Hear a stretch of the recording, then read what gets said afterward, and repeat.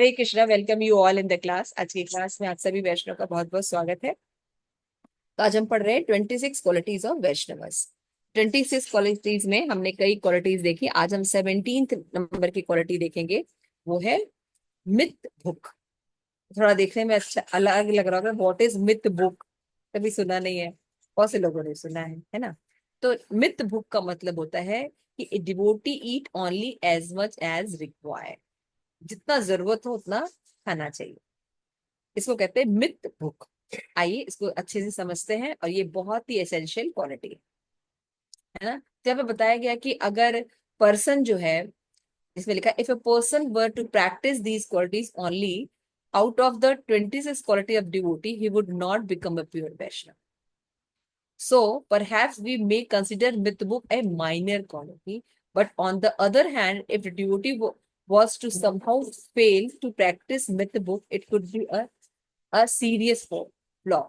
Therefore, this quality is not inconsequential, and so Lord Chaitanya has included in his list.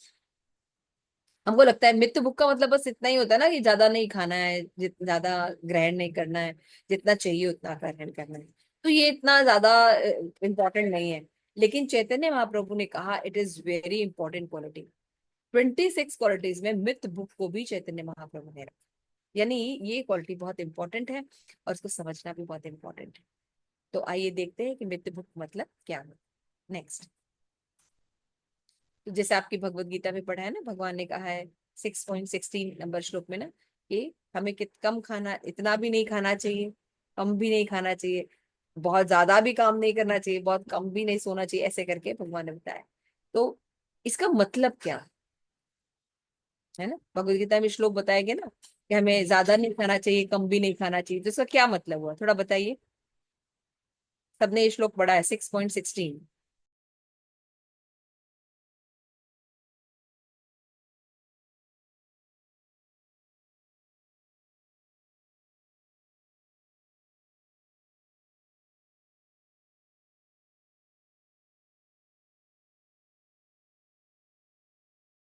हरे कृष्ण, ध्रुवानंद प्रभु बताइए।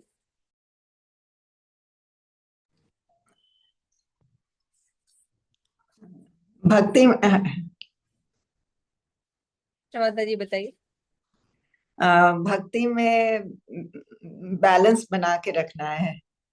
अम, हर प्रयास, हर कोशिश, हर कुछ भी करते हैं उसमें बैलेंस बनाए रखना है।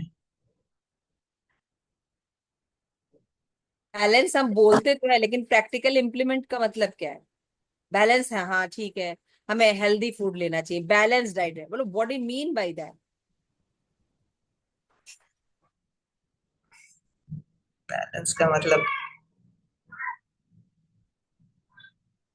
आगे पढ़ते तो सही। अ, ठीक है, आगे नेक्स्ट स्लाइड पे चलिए।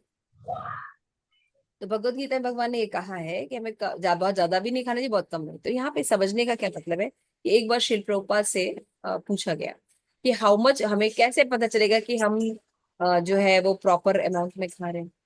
क्योंकि हर किसी का शरीर अलग होता है ना, हर किसी की नेचर अलग होता है ना। तो प्रभुपाद ने सिंपल बात कही कि हमें उतना खाना चाहिए कि हम आराम से पचा सके और कृष्ण भक्ति कर सके। समझ में आया? कोई देखो, किसी को 4 रोटी की भूख होती है, किसी को 2 रोटी की भूख होती है। अब किसी को कहो कि देखो आपको कहा गया कि ज्यादा और कम नहीं खाना है, तो क्या करना है, आपको 2 रोटी खानी है। 4 वाला रोटी तो मर जाएगा, क्योंकि उसकी रिक्वायरमेंट 4 की है ना। कोई 2 खा सकता है, कोई 1 खा सकता है, बिल्कुल ही नहीं खाएगा। तो इसका ये मतलब नहीं है, हर व्यक्ति का नेचर, शरीर की बनावट अलग अलग है। तो ये कैसे डिसाइड होगा कि कितना खाना चाहिए या कितना नहीं खाना चाहिए, कितना सोना चाहिए, कितना नहीं सोना चाहिए? कभी कभी क्या होता है, भक्त बहुत ज्यादा परिश्रम करते हैं कोई सेवा के लिए, कुछ करने के लिए। तो एक दिन उनको पूरा दिन अगर सोने को मिले तो सो जाना चाहिए, ताकि वो नेक्स्ट सर्विसेज अच्छे से कर सके। तो उस दिन मान लो 9-10 घंटे सो रहे हैं, उसको सोना कहा जाएगा? क्योंकि अभी कहा है कम सोना चाहिए, दोपहर में नहीं सोना चाहिए। तो यहाँ पे ये चीजें देखिए, साफ साफ लिखी, आपकी कृष्ण भावना भावित एक्टिविटीज अच्छे से उत्साह पूर्वक होनी चाहिए। चैंटिंग, रीडिंग, हियरिंग, और आपने अभी बहुत ज्यादा किया हुआ है, हेक्टिक शेड्यूल लिया, तो you have to take rest. जो रेस्ट नहीं लेते वो अहंकारी होते है ना। हम बिल्कुल रेस्ट नहीं करते। फिर क्या करते हैं, जब के समय सोते हैं। जब स्ट्रेंथ चाहिए तो उस समय स्ट्रेंथ नहीं। तो यहाँ पे मित भूख का मतलब क्या है, कि आपकी एक्टिविटी, आप जैसे मान लीजिए अभी क्लासेस कर रहे हैं और आपने क्या किया, नहीं भाई अब हम दिन भर तो बहुत काम किया, तो क्लास के समय क्या हो गया, सारी एनर्जी ड्रैग हो गई। तो इट इज गुड, नो, इससे बेटर है कि आप थोड़ा सा रेस्ट कर लेते हैं, दोपहर में रेस्ट कर। तो नियम होना चाहिए, लेकिन नियमाग्रह नहीं। नियम बनाना होना चाहिए कि वो आपके टारगेट को अचीव करे। नियम ऐसा नहीं बनाना चाहिए कि हम नियमाग्रह करें, मैं बहुत शाकाहारी हूँ, है ना, या मैं ये करता हूँ। मैं हर चीज को देखना चाहिए क्या लाइन है, कि हम आराम से उसको डाइजेस्ट कर सके, कृष्ण भावनामृत की प्रैक्टिस कर सके। क्लियर हुआ ये बात। तो मिथ भुक का मतलब क्या हुआ, कि इतना खाएं, इतना चीजें सोएं या और भी एक्टिविटी आहार विहार करें, जितना कि हम कृष्ण भावना भावित को मेंटेन रख सकें, उत्साह पूर्वक कर सकें। क्लियर हो गया ये सिंपल डेफिनेशन, है ना। इसी तरह से आपको याद है नेक्टर ऑफ इंस्ट्रक्शन में, है ना, प्रभुपाद ने बताया कि हमें क्या करना चाहिए। वाचो वेगम, मनसा क्रोध वेगम, जिह्वा वेगम, उदर उपस्थ वेगम। वेगों को कंट्रोल करना चाहिए। तो कितना कंट्रोल करना चाहिए कि आपकी भक्ति हो सके, है ना। टू मच करेंगे तब भी दिक्कत है, और एक्सेसिव छोड़ देंगे तो वो भी दिक्कत है। तो ये आपका criteria, criteria should be that आप प्रैक्टिस करें कृष्णा कॉन्शियसनेस को अच्छी तरह से। क्लियर हो गया। लेकिन प्रभुपाद कहते हैं there are two mistake one can make in eating. या तो हम बहुत ज्यादा खाते हैं या बिल्कुल नहीं, बिल्कुल कम खाते हैं, है ना। तो if one has to make mistake करते हैं तो क्या करना चाहिए, प्रभुपाद कहते हैं कि एक child can not eat too much. बच्चों को कितना ठूसा दोगे। है ना। और old man can not eat eat too little, है ना। ओल्ड मैन कम नहीं खा सकते अकॉर्डिंग टू द योगा। अगर हम अपने टंग को कंट्रोल कर ले, तो देखिए हमारा जो मुंह है, आंख है और जेनिटल है, स्टमक है, तीनों एक। सॉरी बेली है, टंग बेली एंड जेनिटल, ये एक ही सीध में। जीभ भी यहीं पर है, पेट भी यहीं पर है, और हमारे इंद्रियां जो सेक्स इंद्रियां हैं वो भी एक सीध में। तो अगर हम जो है मुंह को कंट्रोल कर लेते हैं, तो बाकी इंद्री जो है अपने आप कंट्रोल हो जाएगी। ये कितना इंपॉर्टेंट चीज है। जैसे कोई चीज इतना ज्यादा है तो उसमें क्या मेन चीज पकड़े, इसीलिए वाणी को, मुंह को कंट्रोल करना चाहिए। तो if tongue is uncontrol then the person will eat too much और स्टमक विल ओवरलोडेड। तब क्या होगा, हमें सेक्स की भूख होगी, है ना। बहुत ज्यादा ये खाएंगे वैसी चीजें तो क्या होगा, अर्जेस वैसे ही आएंगे ना। ठीक है ना। बहुत बहुत तमोगुणी चीजें खाएंगे या बहुत रजोगुणी चीजें खाएंगे तो हम हाइपर एक्टिव रहेंगे, we can't sit, we can't have a calm mind. तो ये सब चीजें जो है हमें समझनी चाहिए। तो मित बुक का मतलब होता है हम इतनी चीजों को एक्सेप्ट करें, हर चीज में आमोद प्रमोद, उठ खाना पीना सोना उठना बैठना कैसे करना है, कि हम कृष्ण भावनामृत की प्रैक्टिस अच्छे से अच्छे कर सकें, हैप्पीली कर सकें, उत्साह पूर्वक कर सकें। क्लियर हो गया। Next.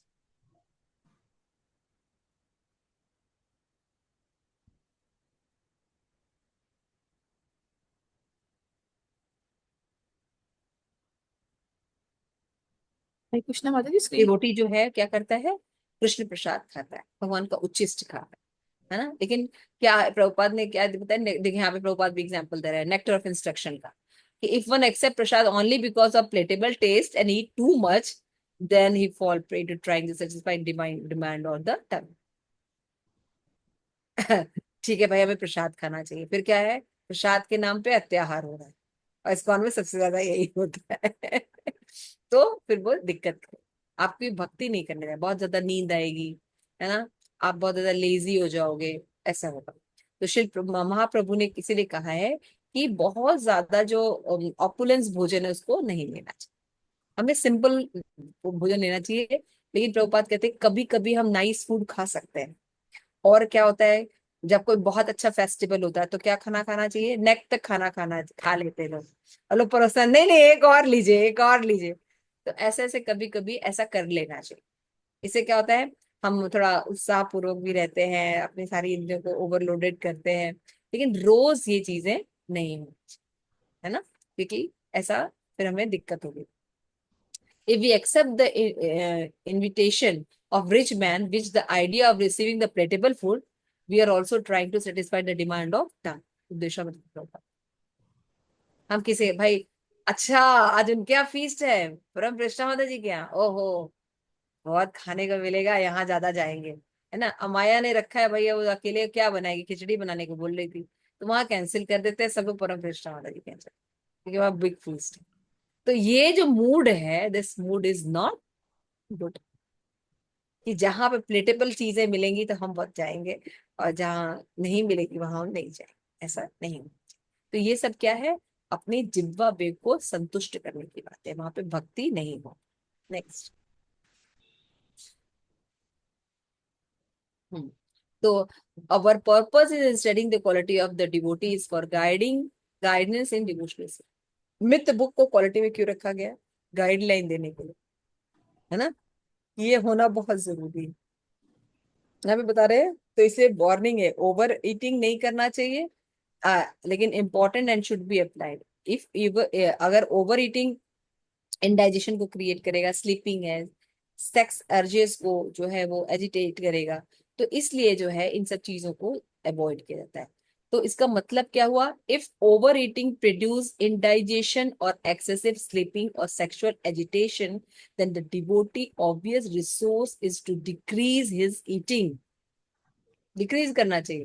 This is the practical use of intelligent, है ना, दिमाग से सोचना चाहिए भाई, हम ज्यादा आजकल ना तला भुना बहुत ज्यादा हो रहा है, ज्यादा फेस्टिवल हो गया, हमें क्या करना है, कुछ नियम बनाना पड़ेगा, क्योंकि बहुत ज्यादा सो रहे हैं, जब भी नहीं हो रहा ये भी नहीं हो रहा, सारी चीजें दिक्कत हो रही। तो फिर क्या करना चाहिए, व्यक्ति का नॉर्मल इंटेलिजेंस क्या है कि मृत्यु बुक हो जाए, है ना, खिचड़ी पर आ जाए मेकिंग में भी इजी है, डाइजेशन में भी easy. Devotee should use his intelligence, है ना, इस तरह से वो अपने माइंड को कंट्रोल कर सकता है। प्रभुपाद कहते हैं कि प्रभुपाद कहते हैं proper intelligence can guide us when we are receiving dictation from the spiritual master and the super soul, है ना। वी हैव देयरफॉर क्या करना चाहिए, ओवर ईटिंग को हमें जो है रिफ्रेन करना चाहिए, but out of austerity and finally out of ecstatic absorption Krishna. जब हम भगवान की भक्ति करते हैं तो ये सब चीजें सीखते हैं, भक्तों का संग करते हैं, गुरु की आज्ञा पालन करते हैं, बुक्स पढ़ते हैं, तो हमें इम्पोर्टेंट पता चलती है। मित भूख एक छोटी सी चीज है, लेकिन बहुत इंपॉर्टेंट एस्पेक्ट है। बहुत कम भी नहीं खाना चाहिए, वो भी दिक्कत है, और बहुत ज्यादा भी नहीं खाना चाहिए। तो ये लाइन कैसे डिसाइड होगी, हर व्यक्ति की लाइन डिसाइड होगी कि उसको कृष्ण भावनामृत में हेल्प हो रही है कि नहीं। आहार से अमोद विमोद है, सोना है, उठना है, तो वो उसका ऐसे डिजाइन होना चाहिए कि भक्ति को उत्साह पूर्वक कर सके। नेक्स्ट। जो अभी देखिए चैतन्य महाप्रभु और कृष्ण चैतन्य चरितमृत में भी यही बात बताई गई है, और कृष्णदास कविराज जो है ये चैतन्य महाप्रभु के बाद लिख रहे हैं कि he is devotee to eat up to the neck.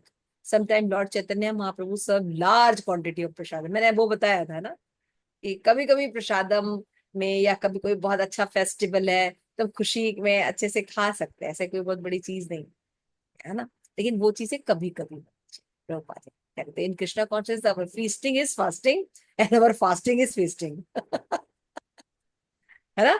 हमारा फीस्ट का मतलब क्या होता है, फास्टिंग, बहुत ज्यादा नहीं खाना है, जितना चाहिए। और अगर फास्टिंग क्या है, फास्टिंग के नाम पे हम लोग फीस्टिंग करते हैं ना एकादशी में हर चीज बन रहा है, अभी एकादशी मोमोज भी आ गए, तो कहीं छोड़ते नहीं वक्त, हर चीज लगे हुए हैं, है ना। तो in other word a devotee whether he eat और fast has the same goal, service to Krishna.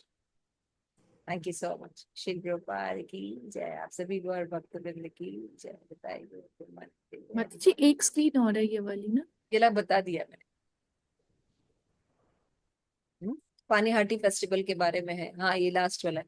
On the occasion of Vaishnava festival, मैंने बताया ना फेस्टिवल में नेक तक खा ले, चैतन्य महाप्रभु का लीला बता। फिर एक दूसरे से बातें करते करते, इसी तरह देखिए रघुनाथ दास गोस्वामी को भी सर्विस मिली ना पानी हाटी में। नहीं, क्या करना है तुम्हें, सबके लिए दही चूड़ा फेस्टिवल ऑर्गेनाइज करना है। तो ये उनके लिए पनिशमेंट थी।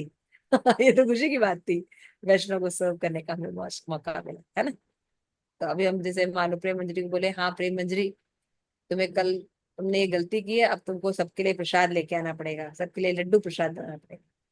क्योंकि अरे माता जी ये सजा थोड़ी है, ये तो अच्छा है हमारे लिए, हमें सर्विंग का मौका मिल रहा है ना। तो इस तरह से प्रभुपाद यूज टू से, बट नॉट टू मच, हर दिन ये नहीं करना चाहिए। हरे कृष्ण।